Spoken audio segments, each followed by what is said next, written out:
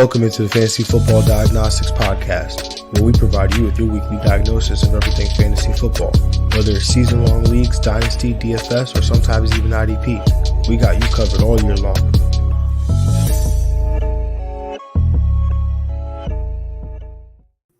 Let's do it. Let's get to it. Welcome into the Fantasy Football Diagnostics Podcast. It is Thursday, November 9th, 2023. I'm your host, Jon Jeune. And of course, without a doubt, got my guy here with me, Greg Pennamon. Greg, how you doing, bro? Doing all right. You know, Thursday night, start of week 10, get into it. So, definitely exciting time. Just ready to get for these final matchups Sunday morning and all throughout the day. Most definitely Thursday Night Football tonight. If you haven't heard the recap, or not the recap, but the preview of Thursday Night Football, make sure you go back and catch that. Greg, real quick on the game. I know we covered Thursday night, but we did get the news Khalil Herbert is going to be out. Are you leaning in on D'Onta Foreman? Yeah, I mean, I always thought this was a solid spot for him, regardless of with Khalil Herbert in or without. But definitely, I think he'll get the bulk of the carries, close to what the number was last week. Say 15 carries, 20 carries, especially in a matchup they'll be up.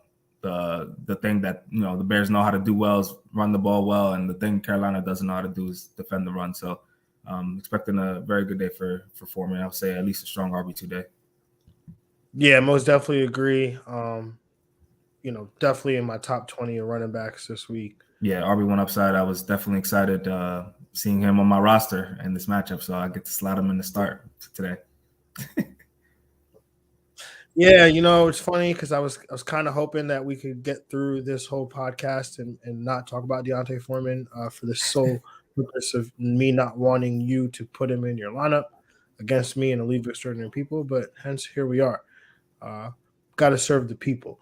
So moving on, obviously, Greg, Thanksgiving, man, it's around the corner, man. It is around the corner. You blink your eyes, we will be at Thanksgiving.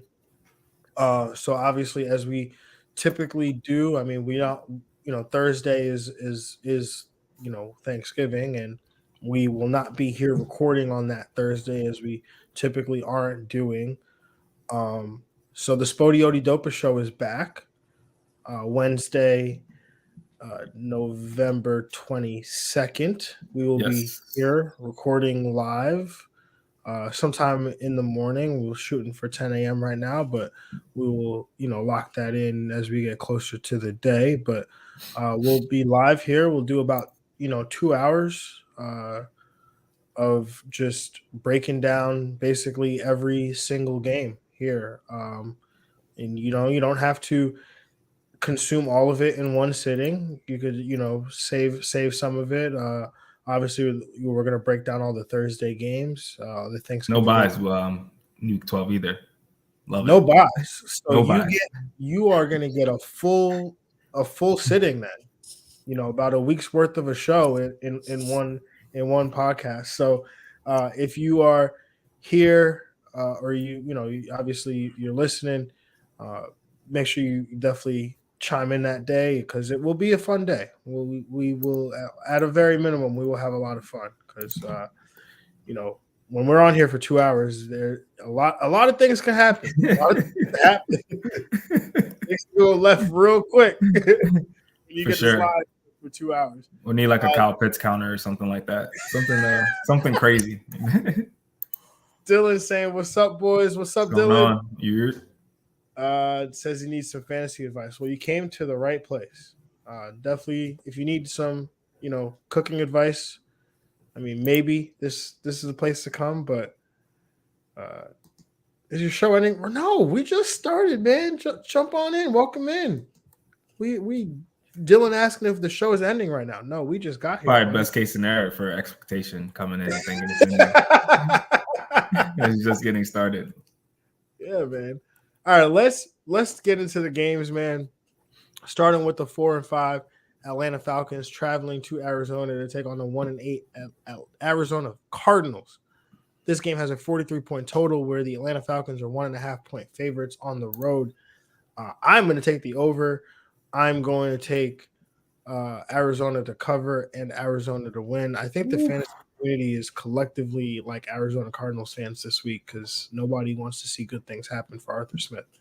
Yeah, I mean, oh man, after seeing that Joker parody, whatever that was probably one of the best videos I've ever seen in my life. But definitely, it's tough. I mean, I'm rooting for, as a Giants fan at this point, I'm rooting for Arizona to get these wins, man. That just kind of helps out for us for draft position as well.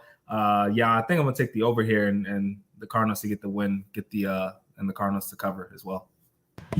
Yeah, the Joker video you were referencing was by Jake Tobridge, who does a fantastic job with Fantasy Life. And just, he's always making up songs and doing these skits. He's hilarious. So definitely make sure you go find Jake on the old X platform. But yeah, man, is in regards to this game here, let's start with the Atlanta side because I feel like that's the trickier side, right? It's dependent on so many factors, like the matchup and the usage of players and the head coach being a complete jerk. So Taylor Heineke, he's believe your stream of the week. Yes. Yeah. No, Will Levis is. Will Levis. That's right. Yeah. That's right. Taylor Heineke's a solid start though, I think too. Solid. Yeah. Solid stream, start as well. Solid streaming option there. So we definitely like the pieces. Drake London did return to practice this week with that groin that kept him out last week. So how do you view him this week going into this matchup against Arizona? Yeah, absolutely. If he's in and he's playing, I'm leaning into him having a strong wide receiver 2 week this week. I mean, he's got probably the best matchup as far as all the guys on the outside. As far as any position for Atlanta, Arizona gives it up to the wide receiver position, and Drake London's been pretty consistent over the last 4 or 5 weeks. Pretty much not seeing that single digit mark. He's getting double digit numbers, and I think with Taylor Heineke, it doesn't fall off. If he could get those numbers with Desmond Ridder, see no reason why he can't get it with Taylor Heineke. Yeah, I think that he's in a halfway decent spot here. I mean, the numbers don't look it. Over the last 3 weeks, Arizona only allowing the 25th most PPR points to the wide receiver position, but this defense has been attackable. This game should have some back and forth nature to it. You got Kyler Murray's first game back. You got 2 indoor teams playing in an indoor stadium. So I definitely like this game to have some potential here, and I like Drake London to produce, like you said, as a wide receiver too. We talked about Jonnu Smith outproducing Kyle Pitts. So I believe, we both picked Jonnu Smith as our streamer of the week. I do sneakily like Kyle Pitts, though, to still be involved in this offense. I mean, maybe I'm biased. I always like Kyle Pitts. So, Greg, tell me if I'm crazy here. The tight end who's seen at least 5 targets in every game this season. I believe it's every game this season, and I can confirm. But are you interested in Kyle Pitts this week? Because it's tight end position, I mean, I think you still have to be. I think at the very worst, he's gonna give you like a low end tight end 1, high end tight end 2 week. I feel like that's still 8-9 points. I still think that's serviceable for a tight end position. I think the upside goes to Jonnu, but Kyle Pitts is a solid piece, a solid streaming piece for that tight end position. Yeah, I mean, Kyle Pitts, he's seen 5 targets in all but 2 games this year. Yeah. He's seen at least 5 targets in every game since week 5. In week 5, he had an 11 target day. So he's still involved, maybe not to the way that we might like or what we believe he's capable of. But this is what we get. And so, tight end like him seeing 5 targets, I think you got to continue to, roll him out there. But we definitely. Yeah. And Atlanta's the number 1 team targeting the tight end as far as total targets. So, yeah, makes sense. Yeah, most definitely. Bijan Robinson, I feel like you can no longer just rank him blindly as an RB1 or an RB2 anymore. I think we're really at the point where you've got to start really considering him versus other guys. I mean, seriously, I'm in our League of Extraordinary People. I have James Conner coming off the IR potentially this week. I'm going James Conner off over Bijan. I just need to find a way to get James Conner onto my starting roster. I think there's a strong argument you could go Deontay Foreman tonight over Bijan. Yeah. Oh, absolutely. I think you can make this. He hasn't really solidified himself as a lock, and that's not his fault. I mean, when he's on the field, when he's producing and getting the opportunity, he is coming through. But it's a matter of, is Tyler Algier gonna be that that guy when we get those quality touches and everything? He's definitely vulturing him. Yeah, so I think both guys are playable as RB3s. Obviously, Bijan's going to have that upside because he's talented. Tyler Algier is going to have the upside because he has some dirt on Arthur Smith.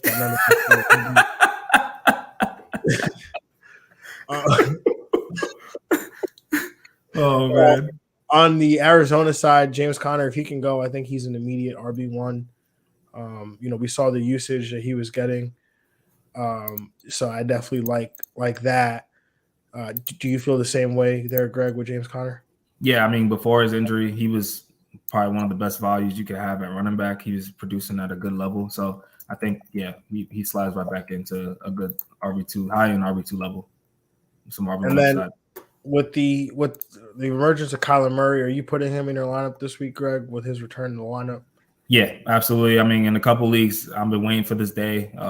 Just holding. I think he's worth the shot where his floor is going to be there, so you can immediately put him in that lineup. If they're going to unleash him and let him, run the ball, scramble, beat Kyler Murray. Yeah, I mean, I think just the if he's like 75-80% Kyler Murray, that's like in this matchup, it's still better than a lot of other guys that are starting this week. He was a QB1 last year when he was playing in the games. Like, yeah, yeah. Trey McBride, has fallen down to earth a little bit, but I feel like Kyler Murray has to elevate him back into that tight end one status. Do you agree? Yeah, absolutely agree with that. He had a down week last week, tough matchup, but in general, this is also a team that also likes to target the tight end position, and they're fourth in NFL in total targets. So, I think Kyler Murray will, increase that cap if anything. And then Marquise Brown, is he? He's also, wide receiver too. Yeah. I think everyone gets a bump kind of with the Kyler Murray news for sure. Most definitely. So Dylan, while we were going off, on Bijan and his situation, Dylan was asking a bunch of these questions. Speaking of the Falcons, I'm considering a trade for Bijan. Got Carolina, Chicago, and Indy in fantasy playoffs. So here's the thing, right? I do like the idea of trading for Bijan because I feel like a lot of things can go wrong, right, with this transaction. Maybe Arthur Smith continues to Arthur Smith and do Arthur Smith things, but we'll play a game of probability, right? Like, what is the likelihood that Bijan, the 8th overall pick, continues to be underutilized, right? Arthur Smith probably is a higher likelihood. It's significant, yeah, it is, because he has 2 players that are top 10 picks that he doesn't use. But he's also playing a position that is prone to injury, right? And that's not even just injury to himself, but I was thinking about it this morning. Like, if Tyler Algier were to get injured, knock on wood, I'm never gonna pray or hope for someone to get injured. But like, if that happens to Tyler Algier, what happens to Bijan Robinson in fantasy? Jon Smith becomes an RB. Starts running, taking carries. Cordell Patterson. Yeah. I mean, those things are all possible, but what if the easy answer is, let me just use the running back that we drafted 8th overall, right? Like, so Dylan is dying right now, dying laughing. This is my 12 team. Lost my boy A Rich, pour one out, but you got Stroud and Dobbs. Love that combo. Pollard, Mixon, James Cook, Khalil Herbert, Kareem Hunt, Tajay Spears, Stephon Diggs, Brandon Ayuk, Hollywood Brown, Josh Downs, Michael Thomas, Mark Andrews, and McBride at tight end. You have a lot of depth here. I totally agree. He's asking, should he trade for Bijan? I think I like the idea of trading for Bijan. I think he's, of all the guys that you can ask who has like RB1 type value that you could trade for, realistically, I'm obviously not talking about. I don't think anyone's trading, Christian McCaffrey or Jonathan Taylor, or maybe you could get Jonathan Taylor. It's possible. I wouldn't trade Joe Mixon either, or no. I think he's got great depth at this positioning anyway to begin with. So James Cook's in a great spot this week too. So it's tough. Maybe you could flip James Cook for Bijan. I mean, he's asking, is it worth going? There you go, James Cook. Is it worth going out for Bijan? He's thinking James Cook, Hollywood, Khalil Herbert. Excuse me, Khalil Herbert package for Bijan and Algier. Ooh, and now he's coming back with Swift. I like Swift. I like the idea of getting Swift. If you can get like James Cook, like Kareem Hunt, and turn that into DeAndre Swift, I like that. He's like thinking maybe getting one more week out of value out of James Cook. Yeah, there's a lot of things to consider here, Dylan. I like these ideas. I like where your head's at. Try to turn some of this depth into an upgrade somewhere else. Do want to keep moving on, Dylan, as we are up against it. So, but definitely some things you have to consider there.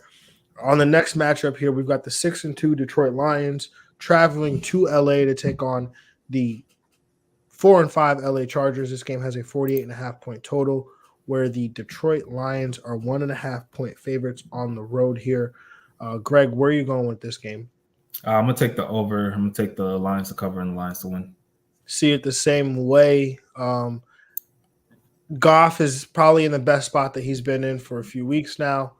He was on bye and think he had faced Baltimore and the Raiders before that, but definitely a QB1 this matchup in this week. And I like his weapons. Obviously, Amon-Ra St. Brown in a very nice spot as well. Got to view him as an RB1 or a wide receiver 1 rather. Sam Laporta in a fantastic spot as well. He's got to be a tight end 1. I think the debate comes down to how do you handle these running backs, whether you have both of them or you have one of them, being David Montgomery and Jahmyr Gibbs. We obviously saw Jahmyr Gibbs and his performance that he's put up the last 2 games without David Montgomery. As I was saying at the beginning of the season, when David Montgomery had to sit out, Jahmyr Gibbs hadn't done anything at that point that made us think that the Lions, weren't going to put him aside and bring back David Montgomery for that lead role. But these last 2 weeks or these last 2 games, Jahmyr Gibbs showed that he cannot be put back in the box. There's no putting him back in the box now. So they've unleashed it. They've showed it to us. They've showed it to themselves. Jahmyr Gibbs has to take on a role here. How do you see this backfield divvying up between these 2 players right here, Greg?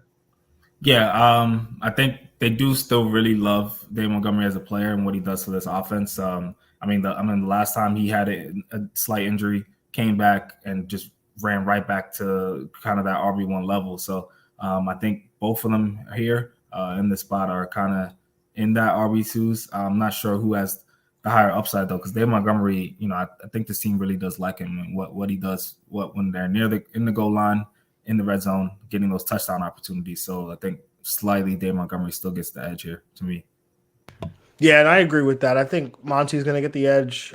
Dan Campbell did come out and say that both these guys, did kind of he kind of intimated that both these guys are going to get some work here. It's just that I think that Gibbs probably sees a lot more receiving work, maybe. Back to what it kind of was in the early season. But I think he'll eat more into the rushing volume a little bit of David Montgomery. I do think where David Montgomery makes his money is at the goal line, right? Like when they get down to the 1 yard line or inside the 5, like those touches, those opportunities, those are going to David Montgomery there. So just, that's one thing to note there. But again, I do like both of these players. I see them both as being guys with RB2 value there. On the LA side, I think Herbert, halfway decent spot. I mean, he's been in some rough spots in recent weeks.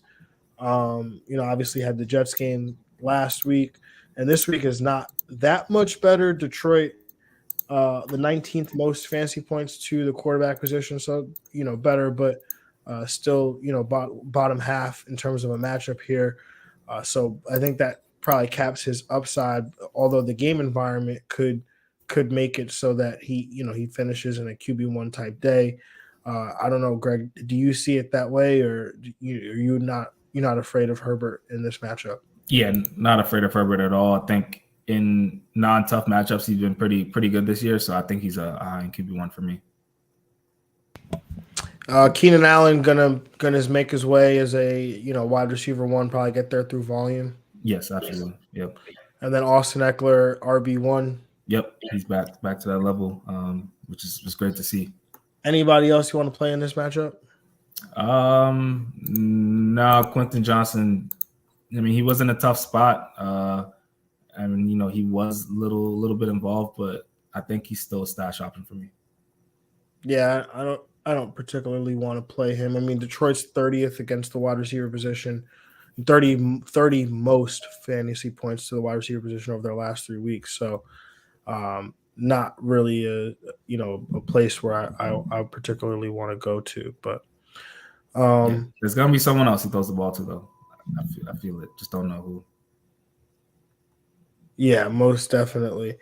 Moving on to this next matchup here, we've got the 2-7 New York Giants traveling to Dallas to take on the 5-3 Dallas Cowboys. This game has a 38.5 point total, where the Dallas Cowboys are 16.5 point home favorites. I'm going to take the under here. I'm going to take Dallas to cover 16.5. I'm going to take Dallas to win the game. Yeah, I think I'm with you. I would think maybe Dallas could get it themselves to over, but no, it's gonna be under. Yeah.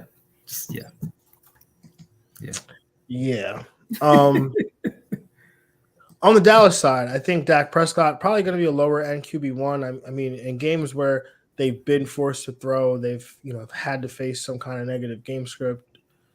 Dak's been pretty good, but this doesn't strike me as one of those matchups. This kind of feels like there's not going to be much of a ceiling here for Dak in this game. No, he might get high passing touchdowns just because he'll be in great field positioning all game.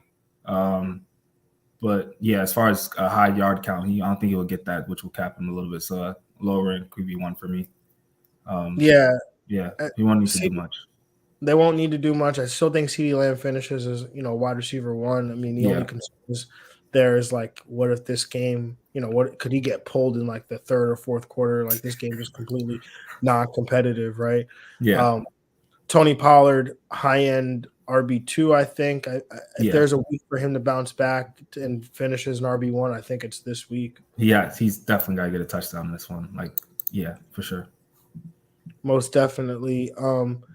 And then Jake Ferguson, baby. Yeah, Jake Ferguson season. Let's go. I'm not buying into him this week. I'm sorry. I'm not doing it. I'm not doing it. I'm sorry. Oh, man. Tight end one.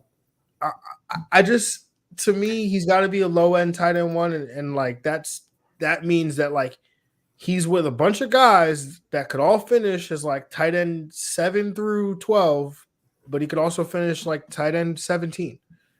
And I don't see, we talked about the pass volume potentially there for the Dallas Cowboys.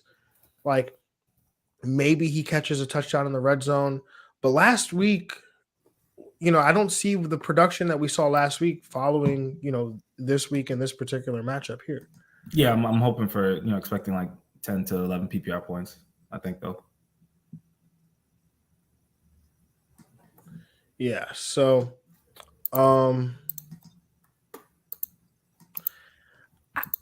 we'll see about that one. I'm not 100% sold on Jake Ferguson this week. I'm trying to see if there's some math to decode with Jake Ferguson. You remember a few years ago when I had uncovered like when we could play Alexander Madison along with Dalvin Cook. I was like, the Vikings win by 10 or more. Alexander Madison sees, significant work. Yeah, I'm looking for one of these here with Ferguson. On the Giants side, Saquon Barkley. That's literally it. Yes, sir. How, like, do you think Barkley can overcome like the situation here to finish as an RB, like top 15? Yeah, I think he's been doing it all year, pretty much in the bad situation and finishing, as a RB1. What did he do last week against Vegas? Because they like barely even scored. Yeah, he had 11.3 fantasy points. 11.3, that would have been half because he finished with 14.3 in a full. Oh, yeah, right. Yeah. I mean, still saw 16 carries, 90 yards. Yeah. It's a tougher defense against Dallas, though, so it's a little concerning. I was just like Deontay Foreman or Saquon. Wow. I do have both of them, actually. And I think the upside is on Foreman. I think Foreman does end up with a higher, end up with a higher number. I think Saquon, though, has provided a floor, though. I think, he's still startable as far as top 12, yeah, probably not. Last time they played Dallas, they lost 40-0. That was week 1. Yeah, he had 9.3 fantasy points. 9.3 in a PPR. So if you are okay with that, then most definitely. They lost 30-6 last week. Like they don't score at all. And, he's been solid. Okay. He's I mean, yeah, you're right. Yeah. You're not wrong, sir. You are not wrong. All right. So moving on to this next matchup, we've got the 4 and 5. Just don't watch. Just don't watch. Just don't watch the game. Yeah. We got the 4 and 5 Washington Commanders traveling to Seattle to take on the 5 and 2 Seattle Seahawks. This game has a 45.5 point total, where the Seattle Seahawks are 6-point favorites at home here. Greg, where are you going with this matchup? Yeah, I'm gonna take the over. I'm gonna take Seattle to cover, Seattle to win. I like the under here, but I like Seattle to cover, Seattle to win. Geno Smith, I mean, Washington over their last 3 games allowed the 8th most fantasy points to the quarterback position. Probably be higher than that if they didn't just play Mac Jones. Yeah. But are you like, I guess Geno Smith has not been great, but he's also had his run of tough matchups as well. Are you, going into this matchup expecting Geno Smith to produce as a QB1? Yeah, I'm leaning into this matchup. I think this is a get right spot for everyone on Seattle. Geno, DK, Tyler Lockett. Yeah, I think this is a good spot for those guys, and the running game as well. Kenneth Walker, Zach Charbonnet may have some value. We'll see. He's been getting touches. Yeah, it's the problem, right? Like Charbonnet's been out snapping, touching Kenneth Walker. Neither have really been producing in a spot here where Washington allows the 9th most PPR points to the running back position. This kind of makes me think I would have to lean Charbonnet over Kenneth Walker. It's tough. I'm gonna still rank Walker ahead. I don't know. Somehow just the math isn't mathing here, but like Walker's still, I think, gonna finish ahead just maybe because he's gonna get a touchdown or just he's been. Yeah, I don't know really how to make sense of it, but Charbonnet is gonna be used. I think if you're on that like Devin Singletary, Zach Charbonnet around that range, I think you can start Zach Charbonnet this week. Yeah, it's definitely closer than it looks. I mean, I guess Charbonnet didn't out touch him last week. Charbonnet out snapped him last week. So maybe he's just a better blocker. 2 weeks. So not really sure what the reasoning is there, but Kenneth Walker out touch is continuing to see more touches. So maybe you treat him as the higher end running back in this one, but like maybe a low tier RB2, middle tier RB2, while Charbonnet is like a high end RB3. Yeah, I could get with that. On the Washington side, I mean, they've got a halfway decent matchup. Seattle allows the 18th most fantasy points to the quarterback position over their last 3 games, 4th most fantasy points to the running back position. So definitely a good spot there for Brian Robinson and Antonio Gibson, who's also been producing and been more involved the last few weeks. Slide in as probably an RB3 here.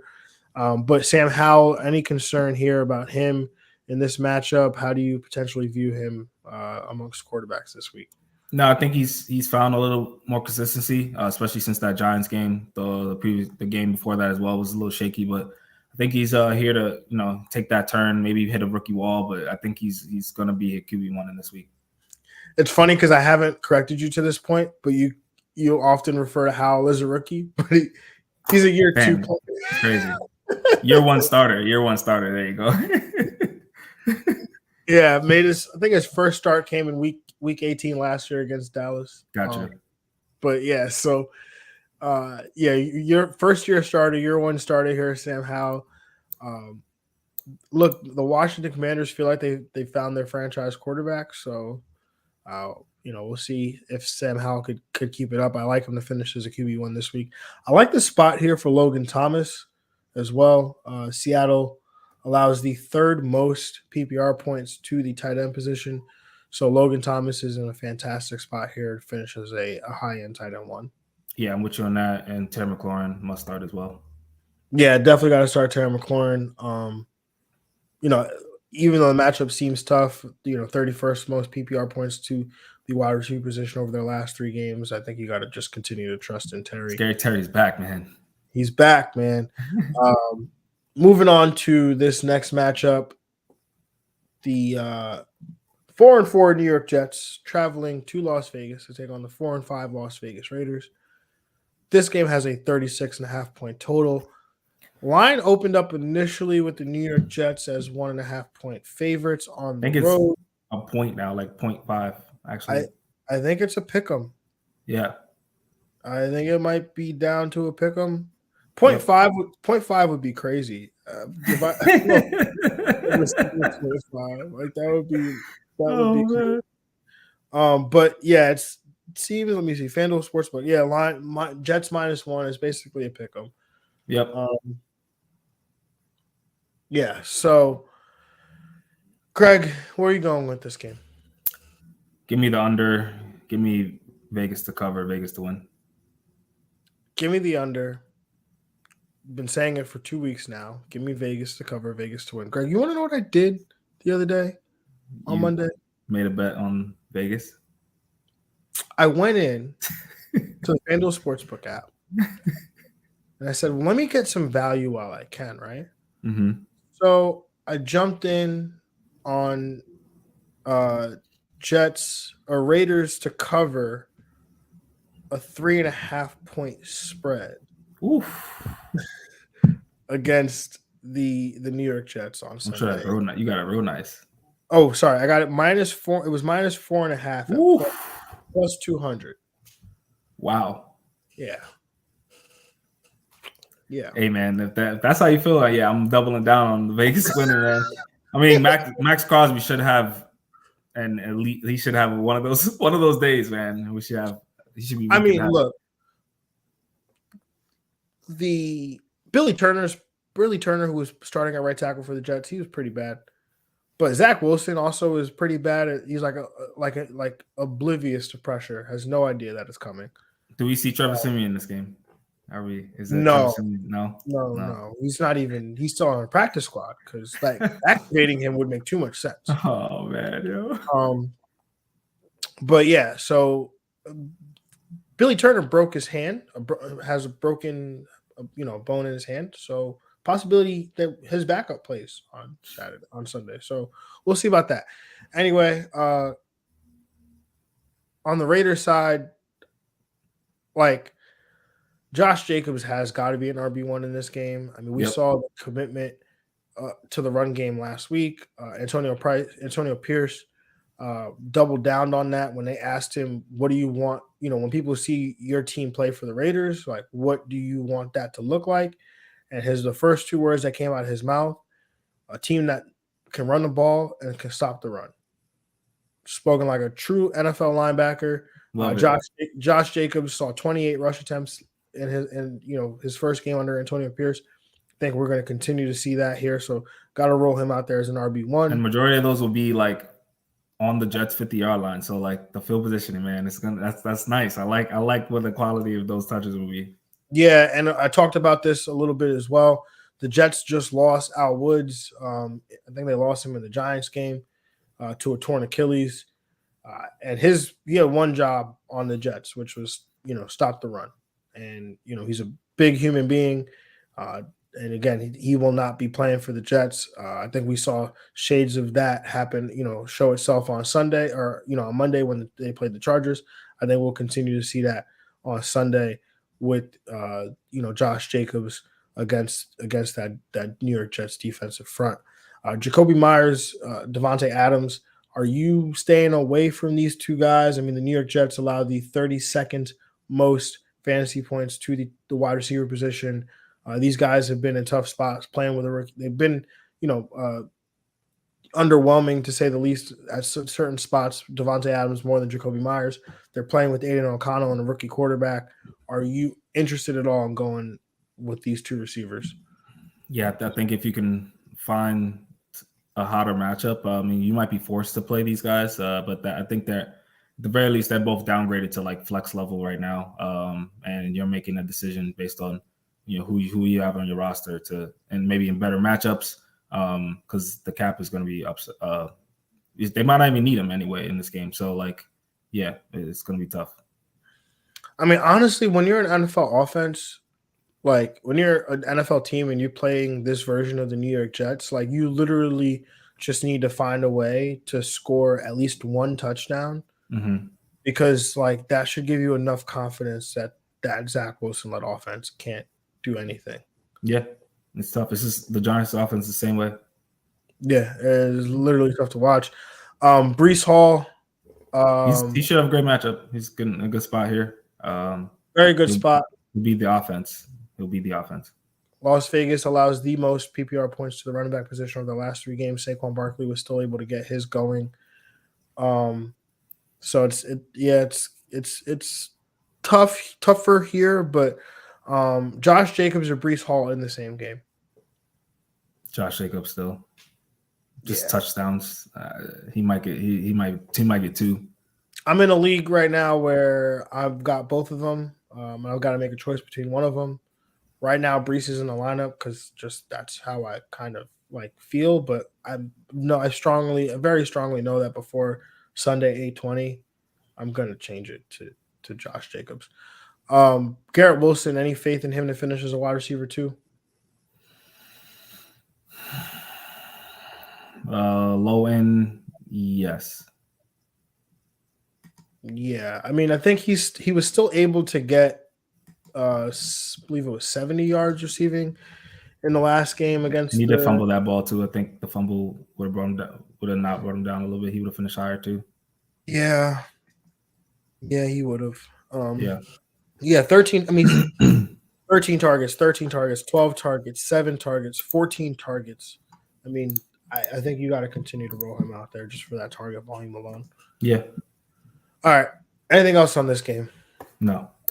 Okay, we'll move on to the next one.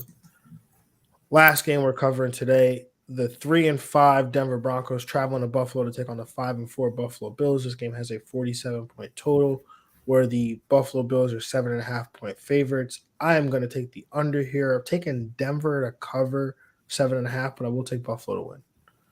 I'm going to take the under as well, but I'll take take Buffalo to cover, Buffalo to win. They seem to be a very different team at home. This is a true point. Josh Allen, QB1. Always the QB1 every week, man. Rev him up, man. Dalton Kincaid in a great spot here. Denver allows the 5th most PPR points to the tight end position over the last 3 weeks. Look at Dalton Kincaid, man, in this string of matchups. Last week it was Cincinnati. This week it's Denver. Next week he gets the Jets.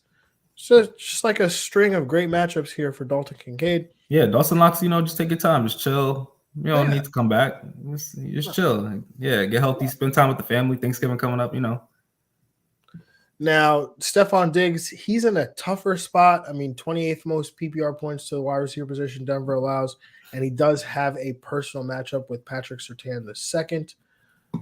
So he'll still get his, though. He will get his, but, definitely plan around not having your usual allotment of fantasy points from Stephon Diggs. On the Well, James Cook probably an RB2 this week. On the Denver side, I think Denver's defense is playing much better than they have in recent weeks. So I think limit some of your expectations for James Cook in this matchup, which what looked like a cake matchup at the beginning of the season. But on the Denver side, I think Russell Wilson slides in as a low end QB1. Buffalo has been the sixth allows the sixth most fantasy points to the quarterback position over the last 3 games. So Russell Wilson's in a halfway decent spot. I think Javonte Williams, has definitely taken. He's gotten healthier. Was able to produce last week at a much better clip, and the week prior to the bye. So probably slide him in as an RB2. Question is though, Greg, how are you handling these receivers between Cortland Sutton and Jerry Jeudy? Oh yeah, I'm definitely Team Sutton. I mean, just in general, he's been the guy that's has a safer floor throughout the entire season. He's got 3 straight games with 3 straight touchdowns now. So he's been targeted in the red zone as well and close to that, getting those quality touches. So yeah, I mean the touchdowns for last week at least he had to rely on to get that to save his day. But before that he's been pretty solid. Yeah, definitely agree. Jaleel McLaughlin, someone I think you probably can't start, but just continue to stash him. Absolutely, yeah. He's definitely a very popular stash option. I think one of the top ones. All right, let's move on to that money time, man. The starts of the week. Greg, who's your quarterback start of the week this week? Yeah, man. Got to go with Geno Smith going against Washington. I mean, the matchup is very good here. I think, again, I mentioned how this is a get-right spot for the entire Seattle offense. They are getting wrecked by a lot of teams, especially Baltimore. But they step up here, starting with Tyler Lockett, starting with DK Metcalf. I think Geno Smith comes out and shows out and gets a QB1 performance. Yeah, I definitely like this one here. My quarterback start of the week, give me Kyler Murray. Not a great quarterback week, so got to go with the guy we know is proven in Kyler Murray, making his first start of the 2023 season after tearing his ACL last year. And what a prime spot to do it, too, man. A home game against an Atlanta defense that's given up the second most fantasy points to the quarterback position over their last 3 games. And not to mention his defense is absolutely terrible, so should make for a nice bounce back spot for Kyler and those fantasy managers that have been waiting on him all year. Only quarterbacks I would definitely start over Kyler Murray this week: Josh Allen, Joe Burrow, and CJ Stroud. Woo. Love that. Greg, your running back start of the week this week. What do you got? Yeah, man. I mean, I think this is the only guy. This is the reason where they can try to compete in this game. It's got to be Breece Hall going against Vegas. The matchup is still really good, I think. And just for a player, even though he's in a tough situation like Saquon, he still produces. He's still getting the volume as well. 20 touches last week. The previous week as well, got 18 touches. So he's getting the work both on the ground and through the air. So I think he's automatically going to give you a great RB1 floor. And then if he gets in the end zone, that's going to bode very well for his day. Most definitely. I like this one for sure. I almost went with the running back in the other game for my start of the week, but had to shed some light on a guy that, I've kind of been hard on this year, and it's Ramondre Stevenson, man. I've been probably the biggest Ramondre detractor all year, but I can't ignore a good spot for the New England running back, man. He's got a fantastic matchup against an Indianapolis defense that has allowed the second most PPR points to the running back position over their last 3 matchups. They've allowed 5 touchdowns to opposing running backs in their last 3 games, and that includes a game against Carolina, whose running backs didn't see the end zone. So Ramondre, he's involved in the passing game, seeing 16% target share over his last 3 games, which is second on the team during that time span. So no matter how this game goes for the Patriots, he should find a way to be involved and should see a decent amount of touches. Yeah, definitely love this one here. I'm a Ramondre Stevenson. Love this guy. All the entire career he's coming. So yeah, definitely like the matchup here. Most definitely. Greg, where you got for wide receiver? Yeah, Tyler Lockett in that same matchup going against Washington. Love Geno Smith, so I love the fact that he's going to try to get it to his number one guy right now. I think, in my opinion, I mean, he's leading the team in targets with 57. DK has 50. I mean, DK did miss a game, but I think Tyler Lockett has been the more safer guy option as far as getting higher upside plays. And in this matchup, he's gonna kill. Yeah, man, I like Tyler Lockett in this matchup as well. Washington's been, getting beat up by opposing outside receivers all year, and Lockett should keep that trend continuing. My wide receiver start of the week, I'm going with Michael Pittman Jr. going up against New England. This is a great spot here for MPJ. The New England Patriots over their last 3 matchups allowed the 3rd most PPR points to the wide receiver position. On top of that, the Colts could be without rookie receiver Josh Downs, which should boost the target share for Michael Pittman Jr., who over his last 3 games is seeing a 30% target share. Love this spot here for Pittman, who should finish as a top 6 wide receiver in PPR leagues this week. Yeah, gotta love that for sure. Michael Pittman Jr. In that same game, should do well. Greg, your tight end start of the week this week. What do you got? Yeah, man. Dalton Kincaid, you were saying how you love to see him arrived. Yeah, I think he's going to continue to keep going against Denver Monday night. I mean, just look at his numbers especially since the Dawson Knox injury. Since he's been the main guy, he's the tight end 5 in fantasy the last 3 weeks. So he's been putting up numbers, and he's here to stay. And I think he's going to again deliver a top 5 tight end performance. Yeah, most definitely, man. Gotta love this one. Could have gone to Kincaid 2 weeks in a row, but I had to go, to another rookie tight end that my breakout tight end of the year, by the way. Just remind the folks. But Sam Laporta going up against the Chargers, and what a year it's been for the rookie. He's fourth in targets at the position, 4th in receptions at the position, 5th in receiving yards at the position, all through 8 games. He's been absolutely balling, and now gets a matchup against the LA Chargers that has allowed the most PPR points to the tight end position over their last 3 matchups. He is the clear second option in this pass game offense, seeing a 24% target share over his last 3 games. Absolutely love this spot for Sam Laporta. Yeah, absolutely. I mean, he didn't need time to arrive. He was there from the jump. I mean, he's the tight end 4 in total points, and he's had his bye week, so that just shows what he's been doing all year. Yeah, man, absolutely balling. But now it's time for some Get Money.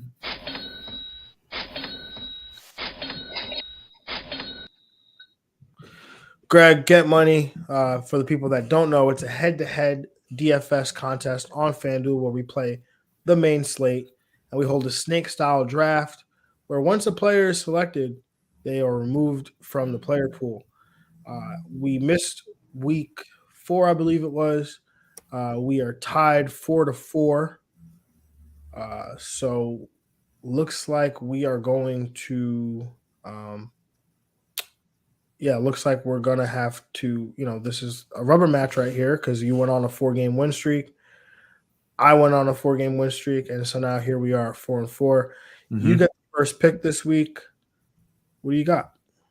I'm going to take Alvin Kamara, 8,800 as my RB1.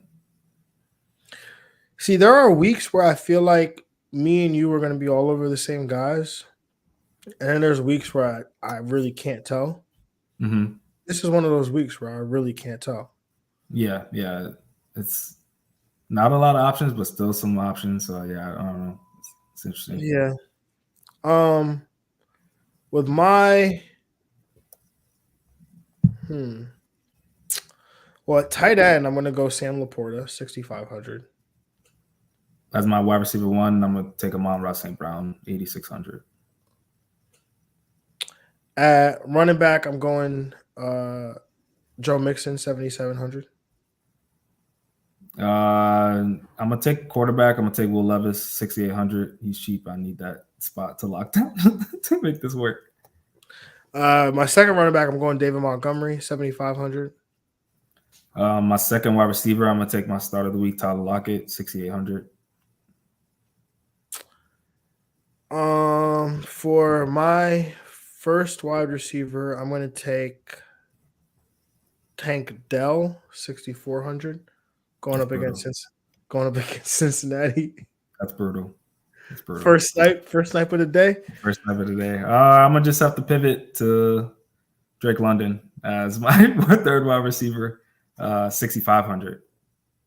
Okay. I'm my second wide receiver. I'm going to go with Calvin Ridley. Oh my gosh. 6,700 going up against San Francisco. I will just pivot to Christian Kirk then as my third wide receiver. Well, fourth wide receiver because I have Drake London in my flex. Christian Kirk in my flex. So 6,700.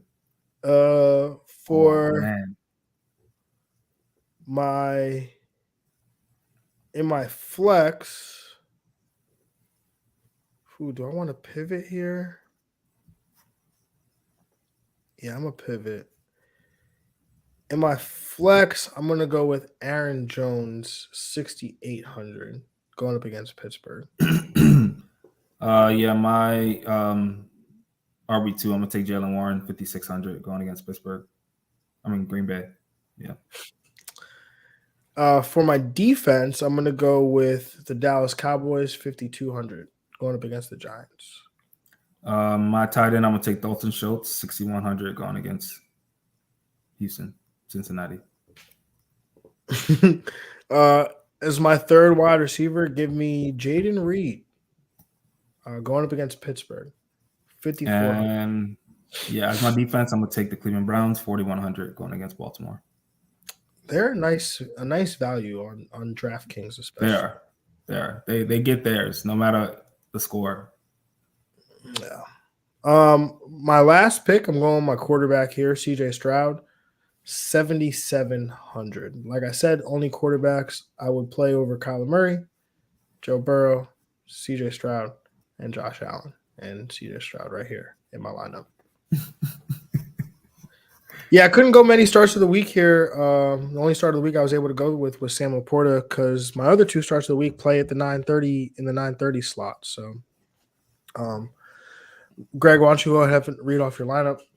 Yeah, Will Levis, 6,800, going against Tampa. Alvin Kamara, 8,800. Jaylen Warren at my RB2 spot, 5,600.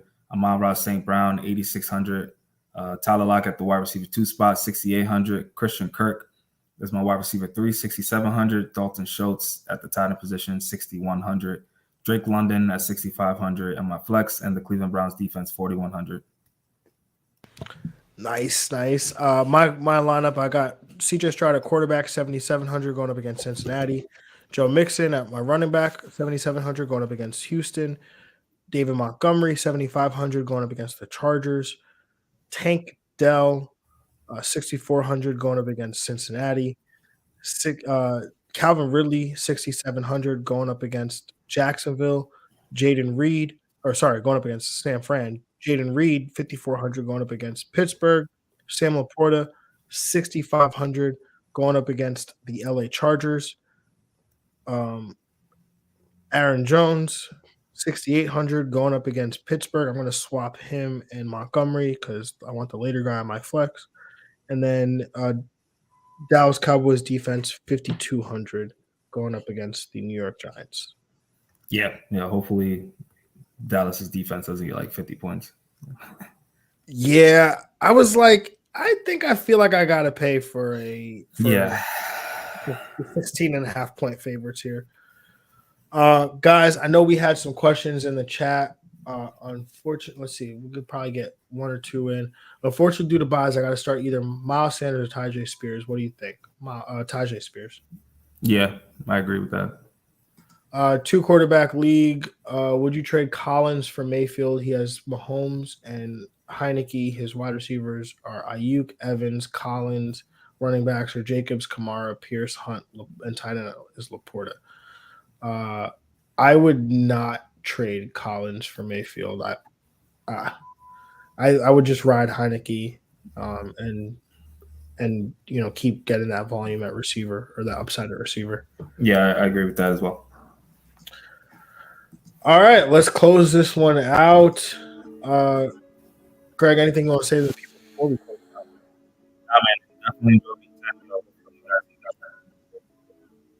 I'm sorry, Greg. I didn't catch any of that. One more time. You guys get these wins out here. Hopefully my team gets this win. That's all I care about. And the people for their wins.